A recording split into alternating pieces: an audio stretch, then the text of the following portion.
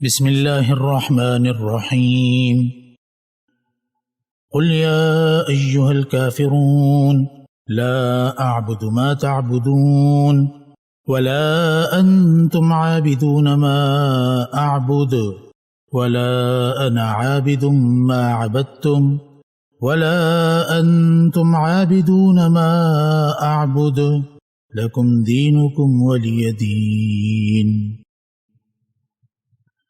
اہم شرعی مضامین میں سے ایک توحید اور شرک سے بیزاری ظاہر کرنا بھی ہے۔ اس صورت میں اسی کا بیان ہے۔ سبب نزول یہ ہے کہ ایک بار کفار کے چند سرداروں نے آپ صلی اللہ علیہ وسلم سے عرض کیا کہ آئیے آپ ہمارے معبودوں کی عبادت کریں اور ہم آپ کے معبود کی عبادت کریں گے، جس میں ہم اور آپ دین کے طریقے میں شریک رہیں گے۔ جو طریقہ ٹھیک ہوگا اس سے سب کو کچھ کچھ حصہ مل جائے گا۔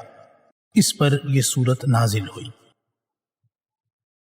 قل یا ایھا الکافرون، آپ ان کافروں سے کہہ دیجئے کہ اے کافروں، میرا تمہارا طریقہ ایک نہیں ہو سکتا، اور نہ تو فی الحال میں تمہارے معبودوں کی پرستش کرتا ہوں اور نہ تم میرے معبود کی پرستش کرتے ہو، اور نہ آئندہ مستقبل میں تمہارے معبودوں کی پرستش کروں گا اور نہ تم میرے معبود کی پرستش کرو گے۔ احقر کے نزدیک مطلب یہ ہے کہ میں موحد ہو کر شرک نہیں کر سکتا، نہ اب اور نہ آئندہ، اور تم مشرک ہو کر موحد نہیں قرار دیے جا سکتے، نہ اب اور نہ آئندہ، یعنی توحید اور شرک جمع نہیں ہو سکتے۔ اب آگے توحید اور شرک کا انجام ارشاد ہے، لکم دینکم ولی دین، تم کو تمہارا بدلہ ملے گا اور مجھے میرا بدلہ ملے گا۔ اس میں ان کے شرک پر وعید بھی سنا دی گئی، سو یہ صورت مخالفت اور اس کی وعید کے اظہار پر مشتمل ہے۔ اس صورت میں چند کلمات مکرر آئے ہیں۔ اس تکرار کو دور کرنے کے لیے ایک تفسیر وہ ہے جسے امام بخاری نے بہت سے مفسرین سے نقل کیا ہے کہ دو کلمے ایک مرتبہ زمان حال کے لیے اور دوسری مرتبہ زبان مستقبل کے متعلق آئے ہیں، اس لیے کوئی تکرار نہیں۔ مطلب یہ ہے کہ نہ تو بالفعل یعنی ابھی ایسا ہو رہا ہے کہ میں تمہارے معبودوں کی عبادت کروں اور تم میرے معبود کی عبادت کرو، اور نہ آئندہ ایسا ہو سکتا ہے کہ میں اپنی توحید پر اور تم اپنے شرک پر قائم رہتے ہوئے ایک دوسرے کے معبود کی عبادت کریں۔